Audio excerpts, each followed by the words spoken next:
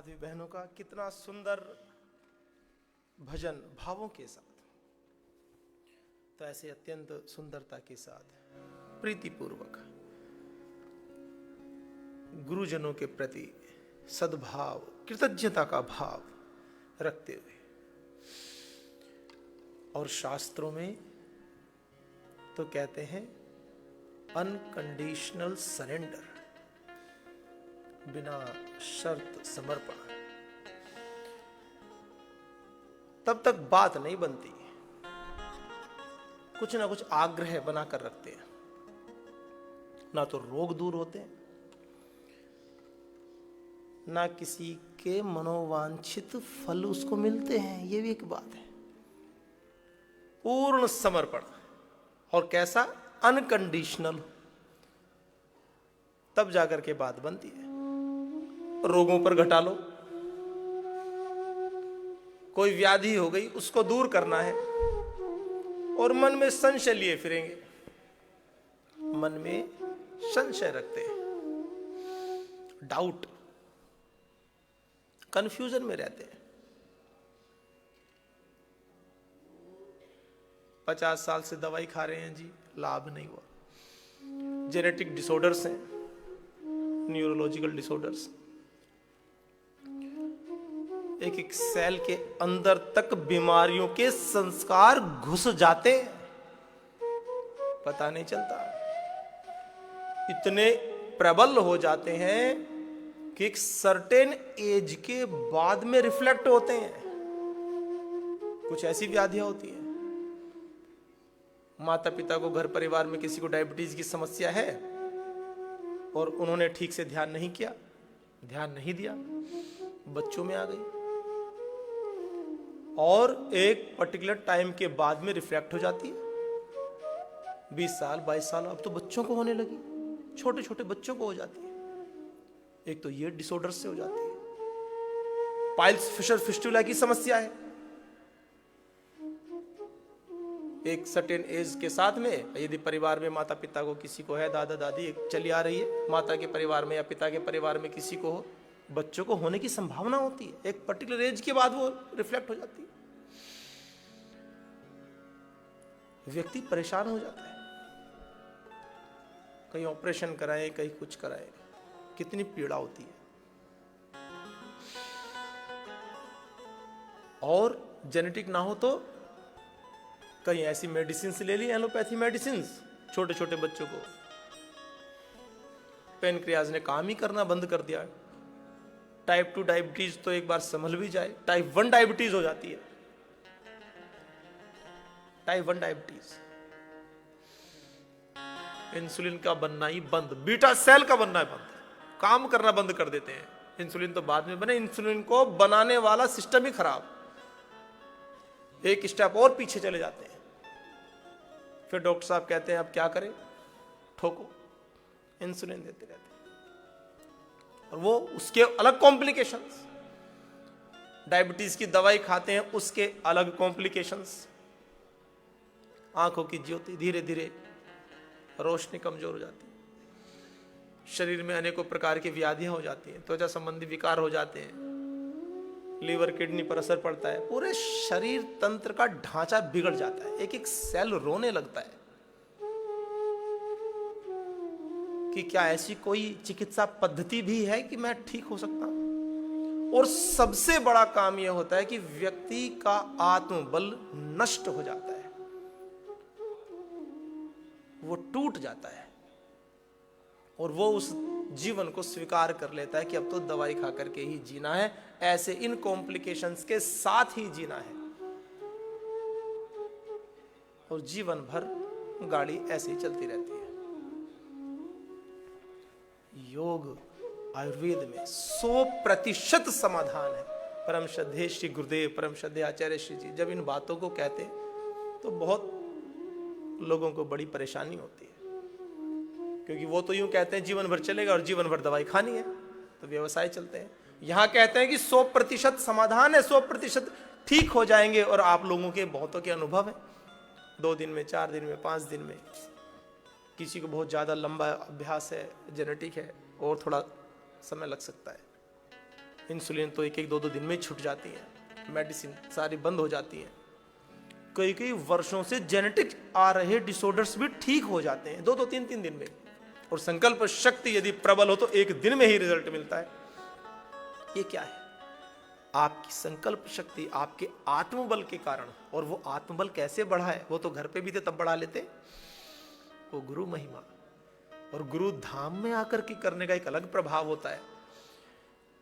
घर पे करने का भी अलग प्रभाव है और गुरु धाम में आकर करने का अलग प्रभाव है। कोई बच्चा, इस बात को तो सभी समझ सकते हैं, आराम से समझ में आती है।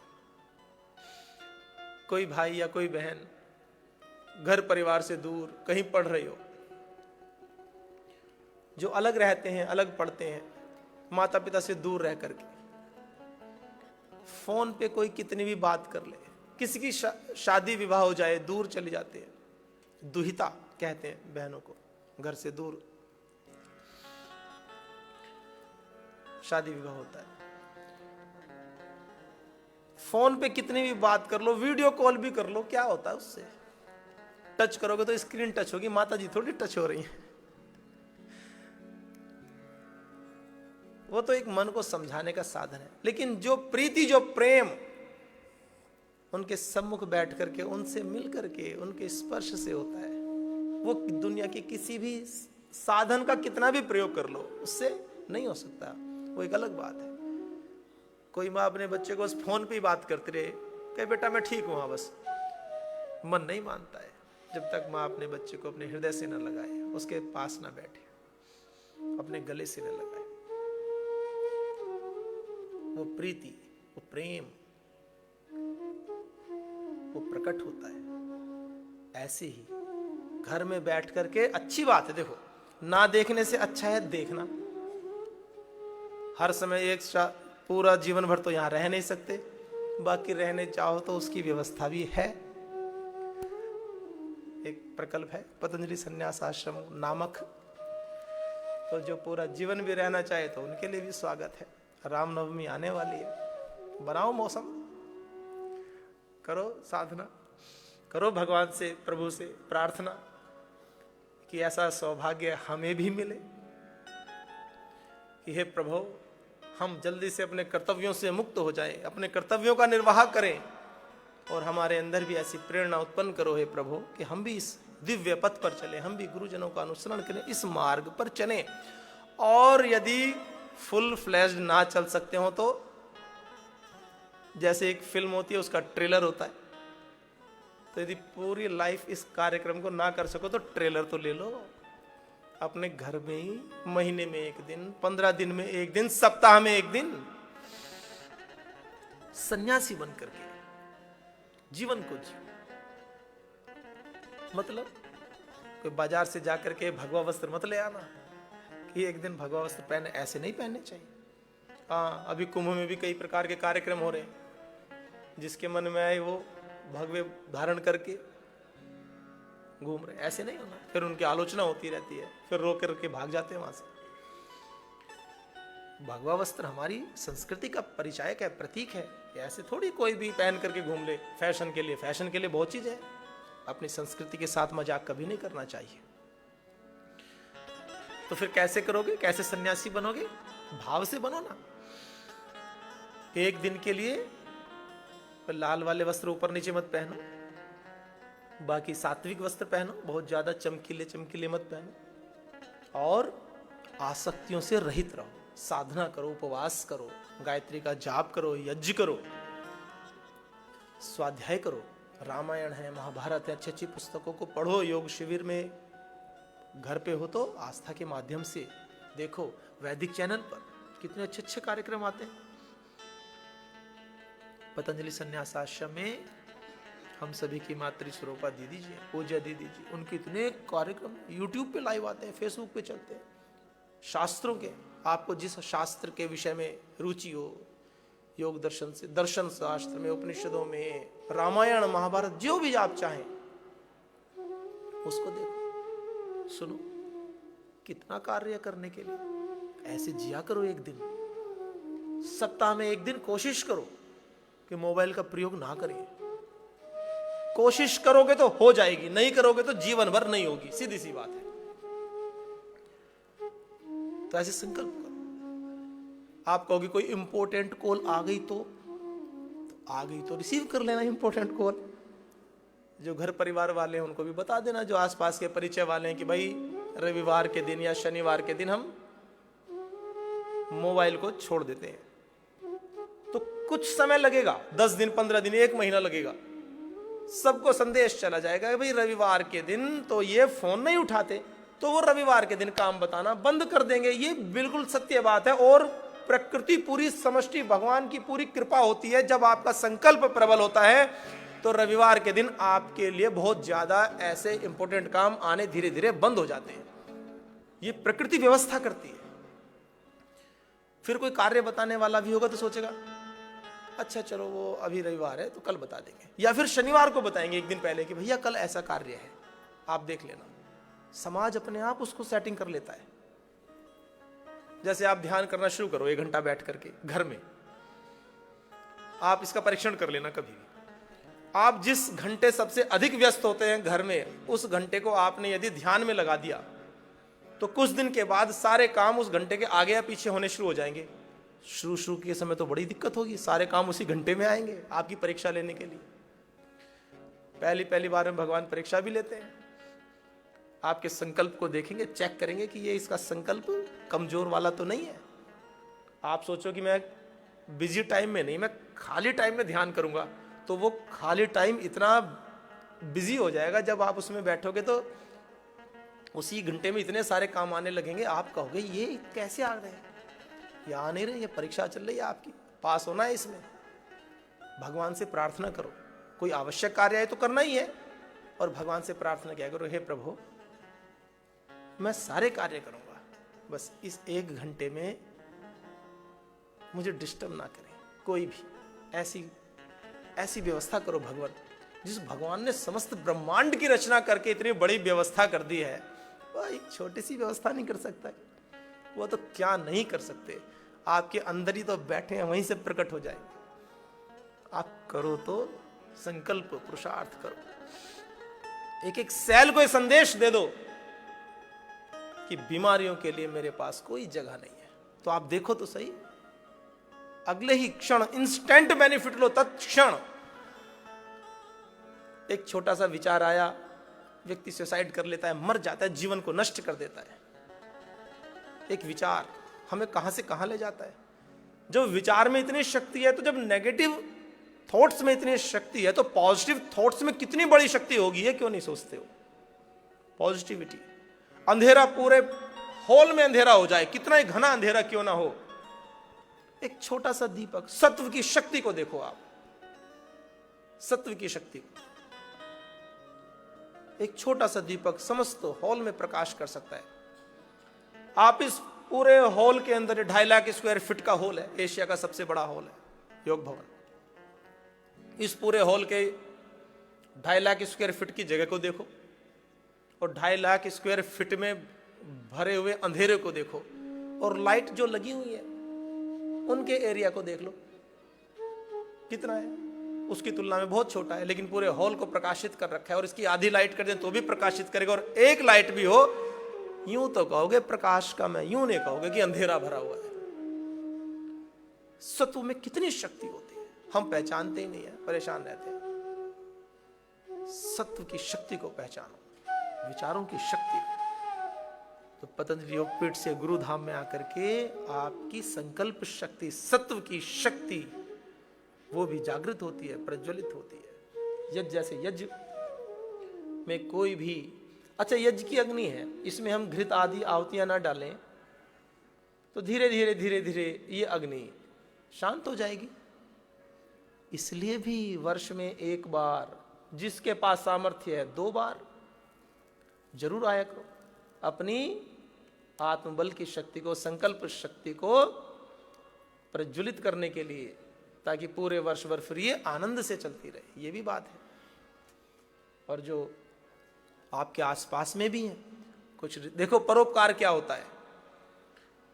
अभी परम श्रद्धेय श्री गुरुदेव ने 5-6 दिन के लिए कहा कि 50% छूट दी है योग ग्राम और पतंजलि के लिए वेलनेस में। अब आपके जो शुभ चिंतक है, हितैषी हैं, भले ही वो बीमार नहीं भी हैं, कोई मोटे हैं, कोई थोड़े ओबेसिटी वाले, या कुछ ऐसे हैं कि आपको लगता है कि इनको 1-2 साल में एक बार तो कम से कम बॉडी डिटॉक्स करा लें तो सारे तंत्र ठीक से कार्य करेंगे। जिनसे आप प्रेम करते हैं उनके शरीर के समस्त अंगों को स्वस्थ रखना, ये भी तो आपका काम है। अच्छा एक बात देखो, छोटी सी मोटरसाइकिल होती है, गाड़ी होती है, उसकी सर्विस कराती है ना, वो तो जीवन भर भी नहीं चलती, कुछ साल नई लेते ही सर्विस, फिर सर्विस, अब दूसरी सर्विस, तीसरी सर्विस, चौथी सर्विस, सर्विस पे सर्विस, सर्विस पे सर्विस, सर्विस पे सर्विस। इसकी भी करा लो सर्विस, गोद से लेकर के और गोद में रखे जाने तक, और रख देते ना 4 व्यक्ति उठा करके। 80, 90, 100 साल तक जितना भी जीवन है, इसकी सर्विस कभी कराइए। कभी शंख प्रक्षालन के माध्यम से पूरे शरीर का कायाकल्प कराया, कभी किडनी, कभी लीवर, कभी हार्ट, रात दिन काम कर रहे हैं, इसकी कभी सर्विस कराइए। इसकी सर्विस नहीं कराते। क्यों? सोचते हैं कि ये तो ऐसे ही मिल गया। अरे बड़ा सारे पुण्य खर्च हो गए जब जाके मिला है ये शरीर, ये ऐसे नहीं मिला मनुष्य शरीर। इस विषय को जानो, ये मनुष्य शरीर इसलिए मिला है, अनुलोम विलोम प्राणायाम करो, अपने सत्व को बढ़ाओ, बीमारियों को भगाओ। कभी बैठ कर ये सत्संग सुनने में लग जाओ, वो भी सुनो पर अपने कर्म में प्रवृत्त रहो। देखो जैसे पूज्य स्वामी जी गोमुख आसन में लगे हैं, गोमुख आसन, वक्रासन बदल बदल कर करते रहेंगे, मेरुदंड के आसन, अर्धचंद्र आसन आदि, ओष्ठासन, अनुलोम विलोम प्राणायाम, मंडूकासन, पवन मुक्तासन, योग मुद्रासन, पूज्य स्वामी सुखदेव जी की तरह अपने अपने अभ्यास करते रहे। जो बीच बीच में थक जाएं तो हमारे भाई जय मुरारी जी भी आ जाएंगे और वो बैठ करके स्थित कोण आसन, चक्की आसन आदि का अभ्यास करते रहना। तो ऐसे अपने जीवन को अत्यंत सत्व से भर लिया करो। और जो भी, जिनसे भी आप प्रेम करते हैं और जिनको आवश्यकता है, उनको भी ये संदेश दो, उनको भी बताओ कि आप भी योग पीठ में आइए और स्वास्थ्य लाभ लीजिए। अच्छा एक बात बताओ, 3, 4, 5 दिन जिनको हो गए वो हाथ उठाओ एक बार। जिनको लगभग 4-5 दिन हो गए, चलो अच्छी बात है। आप लोगों को ऐसा लगता है कि यहां केवल चिकित्सा ही चल रही है और कुछ नहीं है? ऐसे कितने हैं जिनको ये लगता है कि चिकित्सा के अतिरिक्त भी बहुत कुछ हमें मिलता है? हाथ उठाओ, सारे उठाओ जिनको ऐसा लगता है, चाहे पहला दिन हो, दूसरा दिन हो, तीसरा।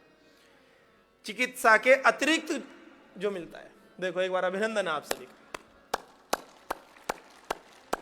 चिकित्सा ही नहीं मिलती है, अभिनंदन क्या करो तो खुल के क्या करो, या ऐसे ठंड में ना ऐसे बैठे, जोर से करो चलो सभी। और फिंगर टिप्स को लूज करके, फिंगर टिप्स को लूज कीजिए, ये भी एक्यूप्रेशर होता है।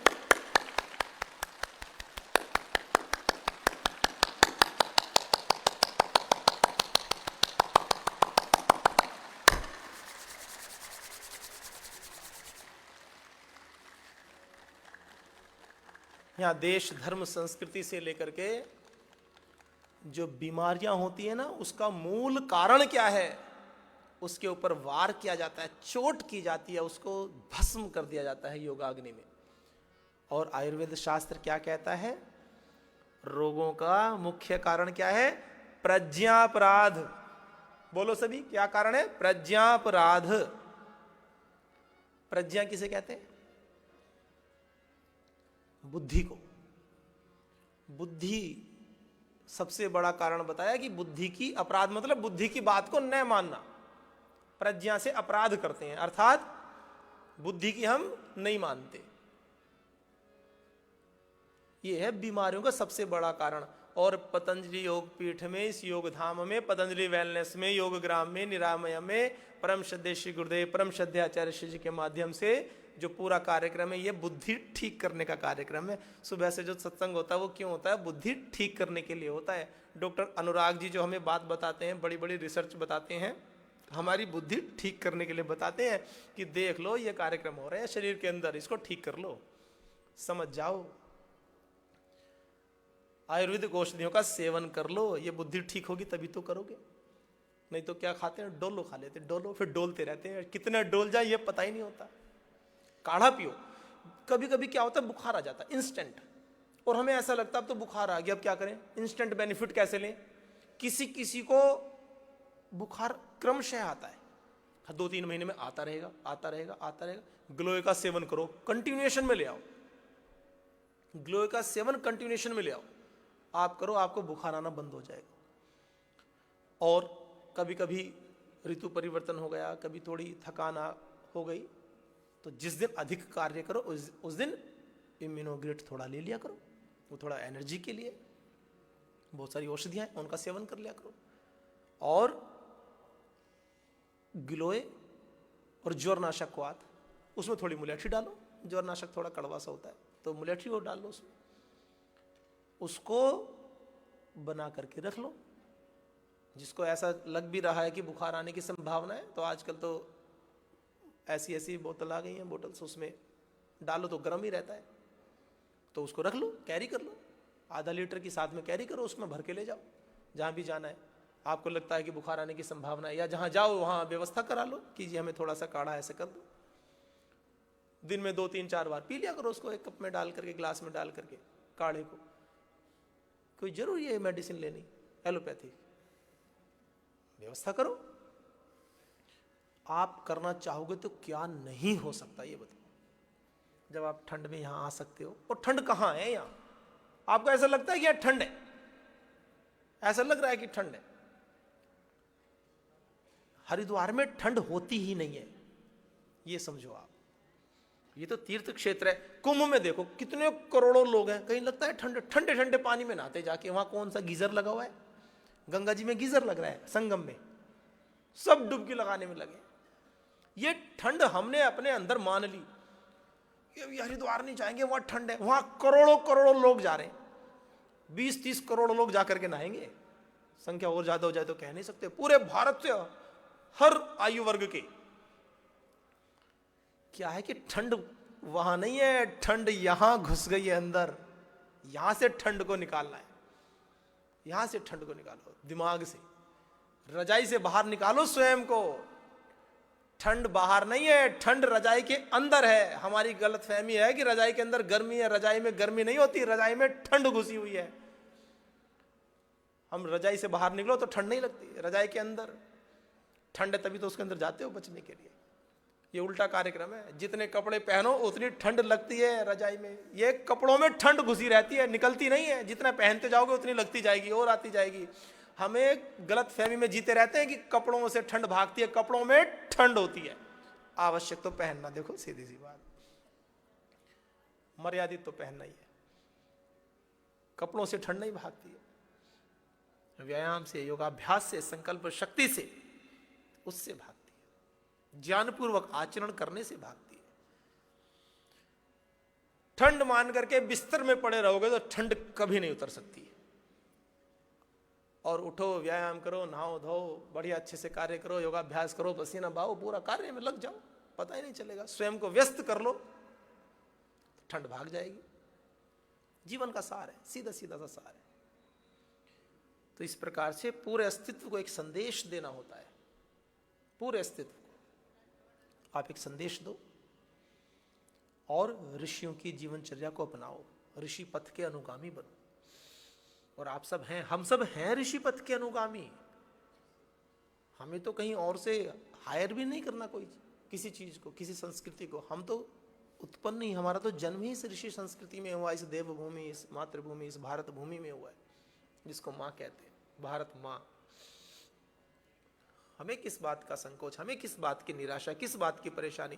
कोई व्याधि आ भी गई तो आ गई ना, चली जाएगी, इसमें कौन सी बड़ी बात है। जब गाड़ी चलाते हैं तो कभी कभी थोड़ी कहीं टक्कर भी लग जाती है, तो लग जाती है, तो क्या गाड़ी चलानी बंद कर देंगे?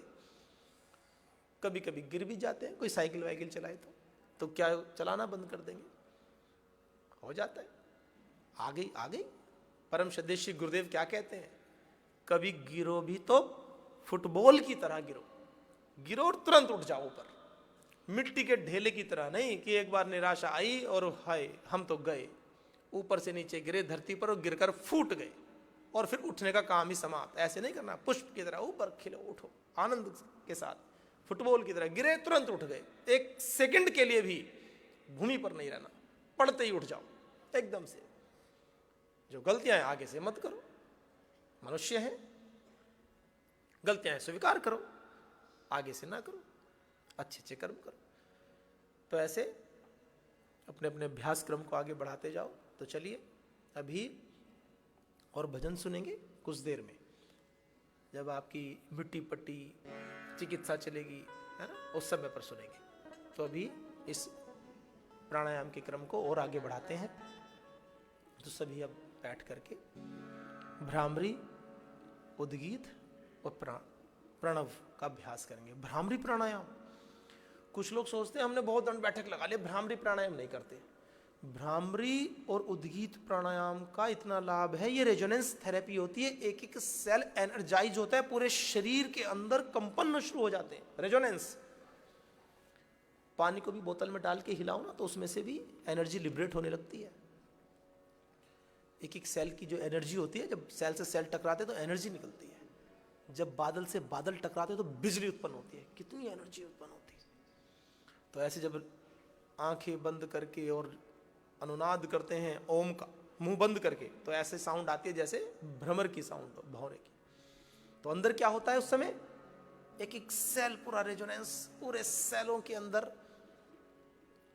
अनुनाद उत्पन्न होता है, वो आपस में टकराते हैं, एनर्जी लिबरेट होती है, एकदम खुश हो जाते हैं।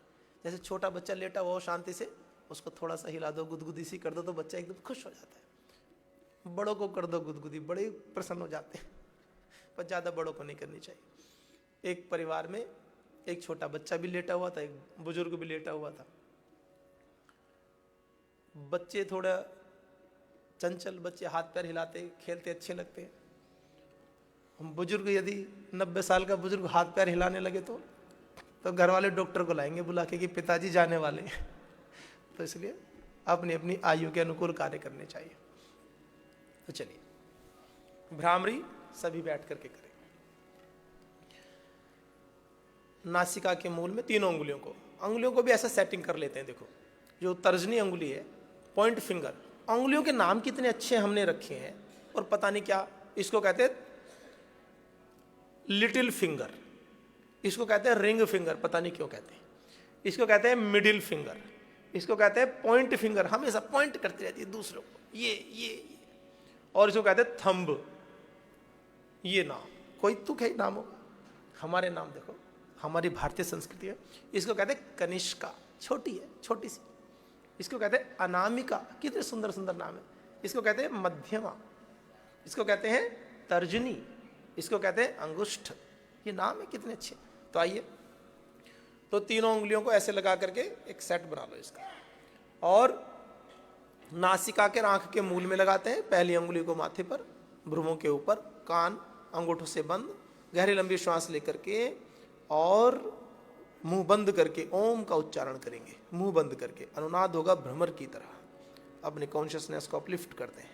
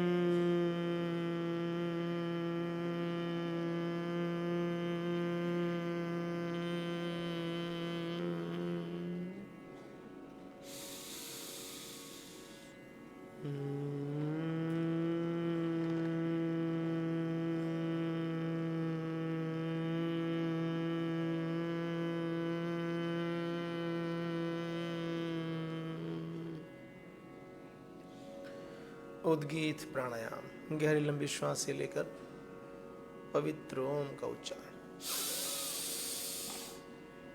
ओ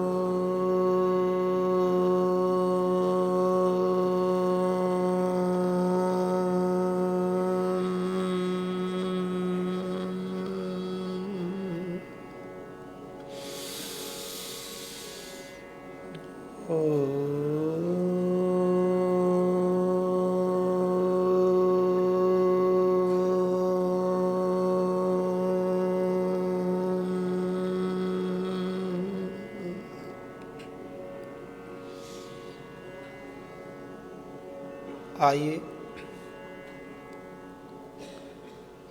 शांत बैठ करके श्वासों पर नियंत्रण करते हैं।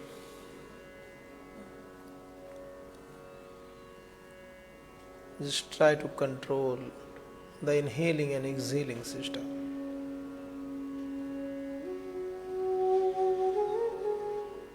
Slow and deep breathing.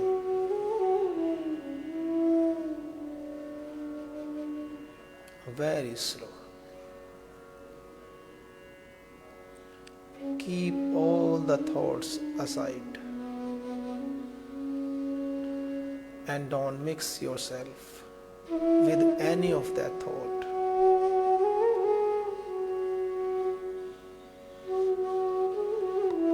Dhyanam nirvishayam mana.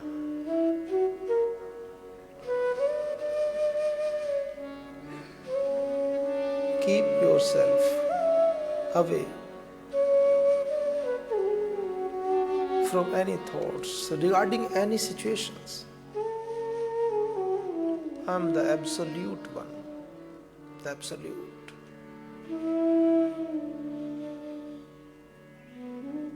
The pure one, Nitya Shuddha Buddha Mukta Swabhav.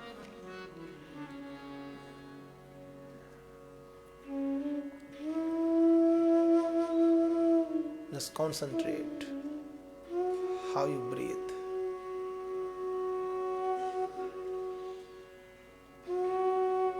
The divine energy, the prana tattva,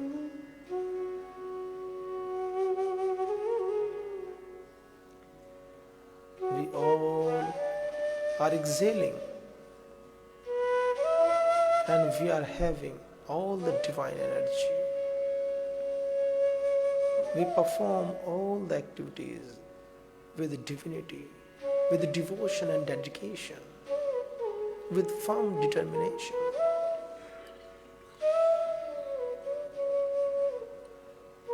Without having any tension, just to surrender yourself before that supreme power we call Ishwar, Paratpar Brahma or Parameshwar or Paramatma, whatever you call according to you.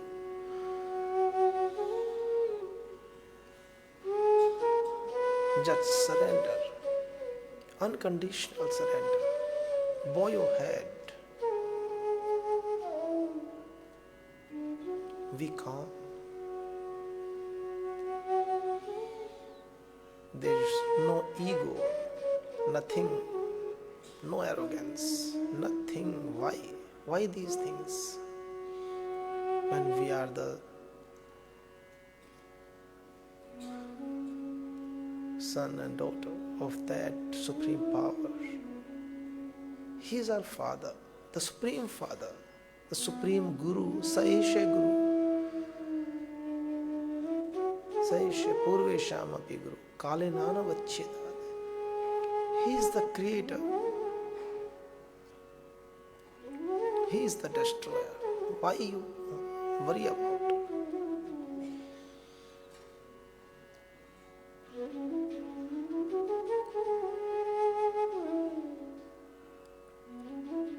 is always with us, is always in us.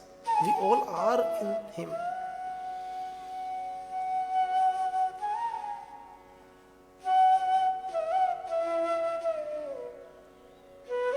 यस्मिन् सर्वाणि भूतानि आत्मैव भूत विजानत तत्र को मोह का शोक एकत्वम् अनुपश्यत.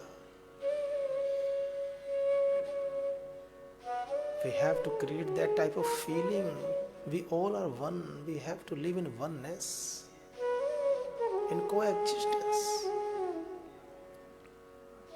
This is the absolute goal of human life.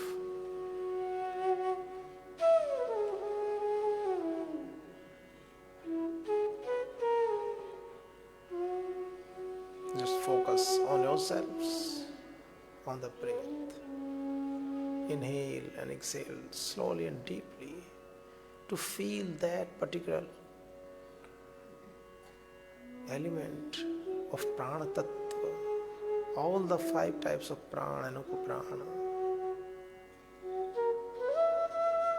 Prana, apana, samana, vyana, udan, nag, kurma, krikal, dhananjay, divyat. All 10 types of prana. They all are nourishing us. They gives us the life.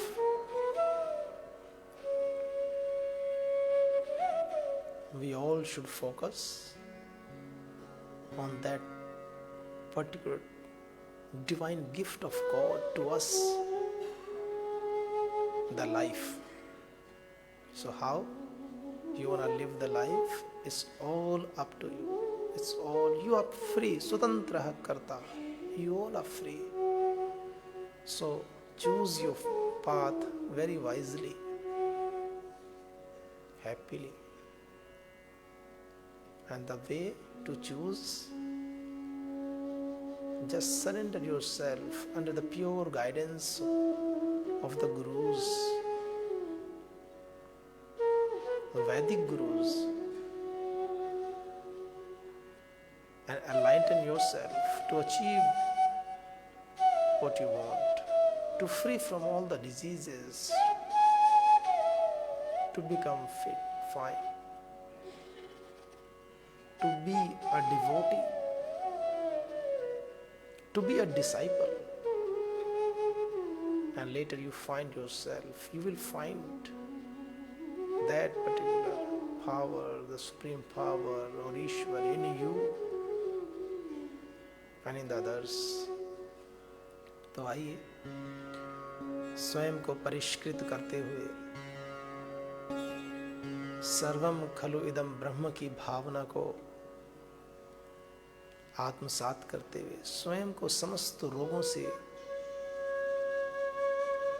मुक्त करते उस परमात्म तत्व में प्रतिष्ठित होते, दोनों हाथ ऊपर उठाते, आपस में घर्षण करते।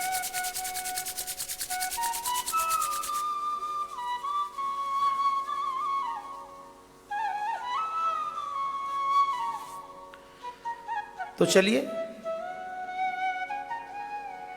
जल्दी से वज्रासन में बैठ करके हास्यासन, सिंहासन भी कर लेते हैं, थायराइड के लिए बड़ा अच्छा है। चलिए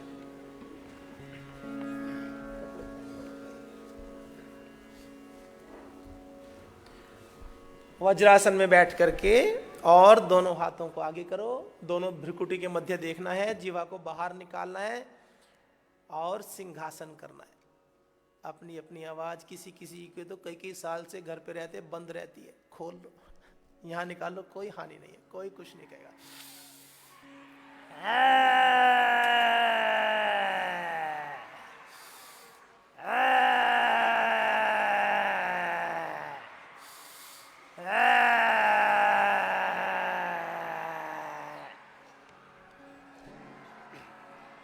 तो ऐसे गले की मालिश करो।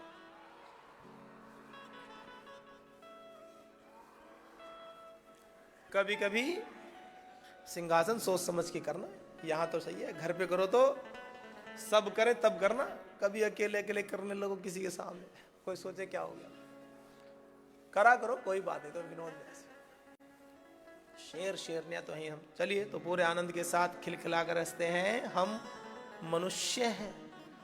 शाम सोए थे, सुबह फिर उठ गए, और ऐसे 100 साल से भी अधिक समय तक ऐसे ही सो करके उठते रहना है। कितने लोग सोते तो हैं पर उठते नहीं है, तो उठ गए। ये कितनी बड़ी प्रसन्नता की बात है कि शाम सोए थे और सुबह उठ गए, और हमारे साथ साथ हमारे परिवार वाले भी सारे उठ गए। ये कितनी खुशी की बात है। तो आइए आनंद के साथ, उत्साह के साथ हंसते हैं जोर से।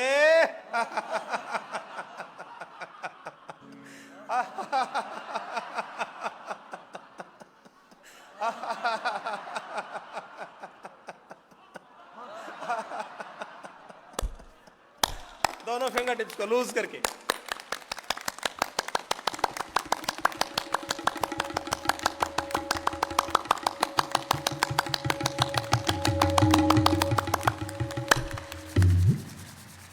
और हाथों को जोर से गरम गरम ऐसे करके मालिश और चेहरे पर लगा लो। यह है ठंड भगाने का कार्यक्रम। तो अभी बैठ करके अनुलोम विलोम प्राणायाम करो। और हमारे भाई मन्नू जी और हमारी पूरी संगीत की टीम इसी इंतजार में है कि कब मौका मिले।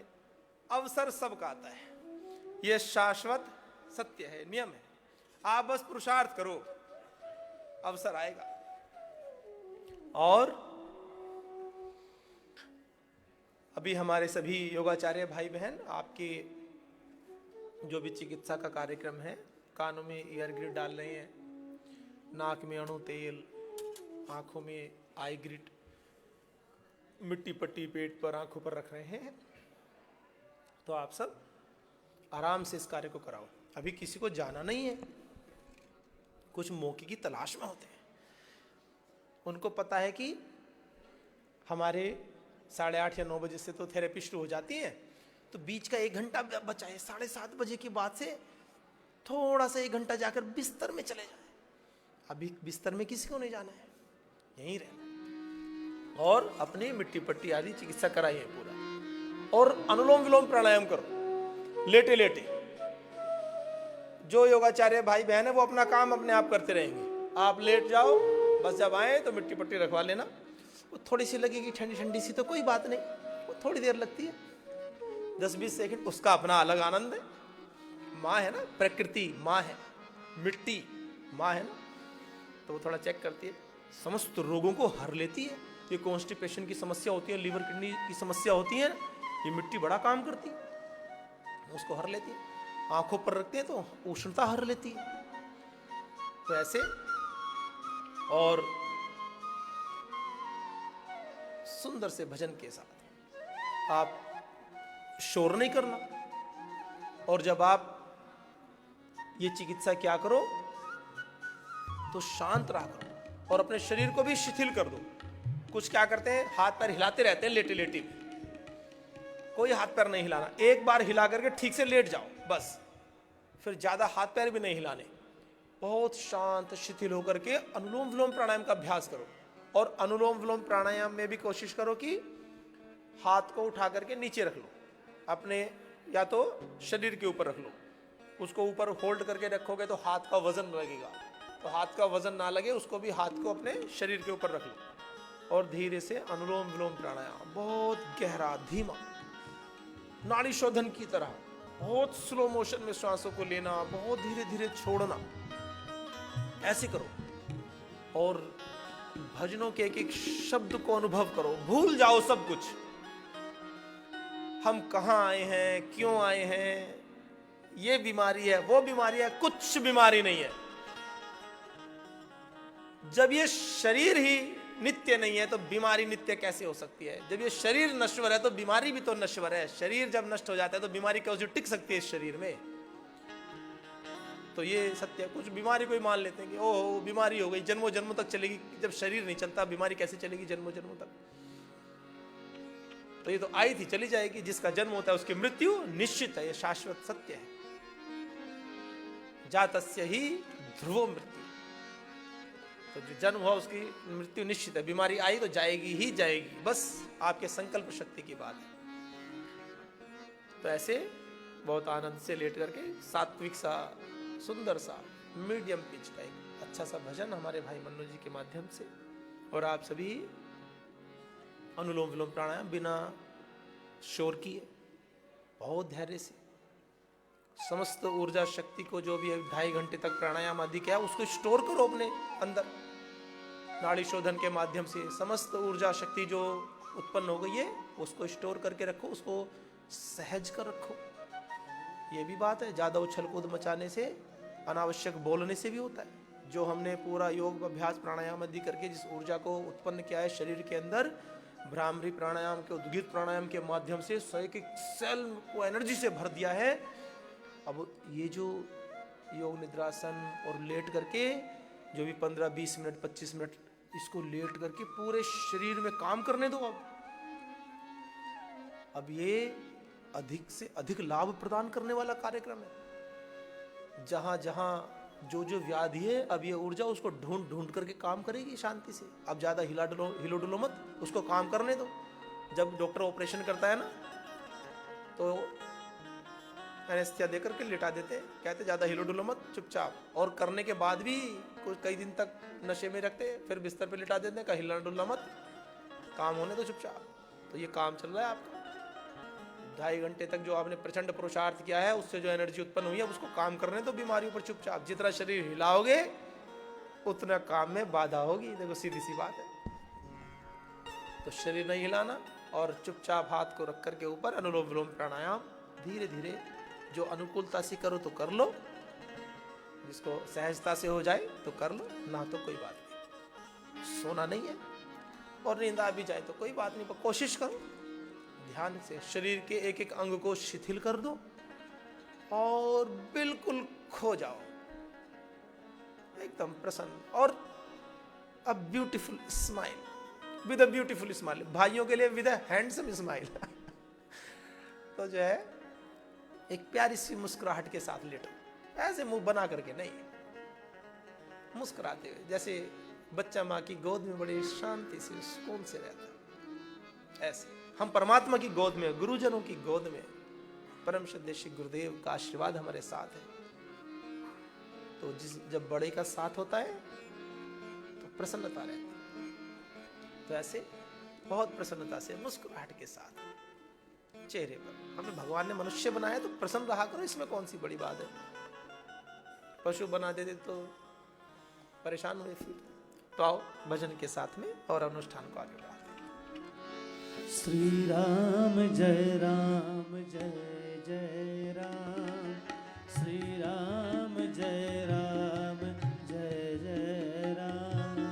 श्री राम जय जय राम, श्री राम जय जय राम, श्री राम जय जय राम, श्री राम जय जय राम, श्री राम जय जय राम, श्री राम जय जय राम, श्री राम जय जय राम, श्री राम जय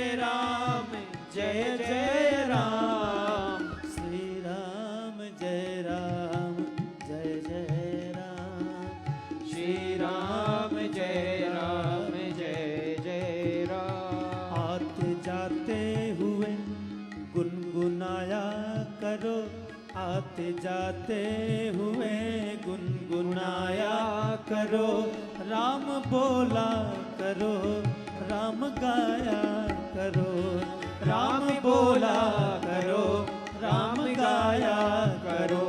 आते जाते हुए गुनगुनाया करो, आते जाते हुए गुनगुनाया करो, राम बोला करो, राम गाया करो, राम बोला करो, राम गाया करो। रिश्ता रखते हो जैसे तुम संसार से, मोह बंधन बंधा हो जैसे परिवार से। रिश्ता रखते हो जैसे तुम संसार से, मोह बंधन बंधा हो जैसे परिवार से। और को न मन से भुलाया करो, और प्रभु को न मन से भुलाया करो। राम बोला करो, राम गाया करो, राम बोला करो, राम गाया करो। आते जाते हुए गुनगुनाया करो, आते जाते हुए गुनगुनाया करो। राम बोला करो, राम गाया करो, राम बोला करो, राम गाया करो। कौन कहता है भगवान आते नहीं, कौन कहता है लाज वो बचाते नहीं। कौन कहता है भगवान आते नहीं, कौन कहता है लाज वो बचाते नहीं। कौन कहता है लाज वो बचाते नहीं। थोड़ी श्रद्धा से उनको बुलाया करो, थोड़ी श्रद्धा से उनको बुलाया करो। राम बोला करो, राम गाया करो, राम बोला करो, राम गाया करो। राम बोला करो, राम गाया करो, राम बोला करो, राम गाया करो।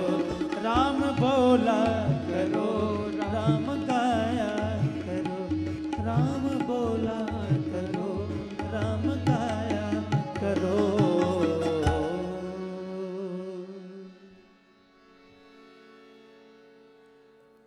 तो आइए, बहुत बहुत अभिनंदन हमारे भाई मनोज जी और पूरी संगीत की टीम का और सभी का, आप सबकी सेवा में सब ऐसे सभी लगे रहते हैं। तो आइए इस अनुष्ठान को आगे बढ़ाते हैं पूर्णता की ओर। ओम पूर्णमदः पूर्णमिदं पूर्णात् पूर्णमुदच्यते पूर्णस्य पूर्णमादाय पूर्णमेवावशिष्यते। ओम शांति शांति शांति। ओम श्री परमात्मने नमः। ओम श्री गुरुभ्यो नमः। ओम सर्वेभ्यो नमः। ओम स्वास्थ्य साधकेभ्यो नमः। आप सभी का दिन शुभ हो। आप सभी बहुत अच्छे से अपने अनुष्ठान को पूर्ण करें।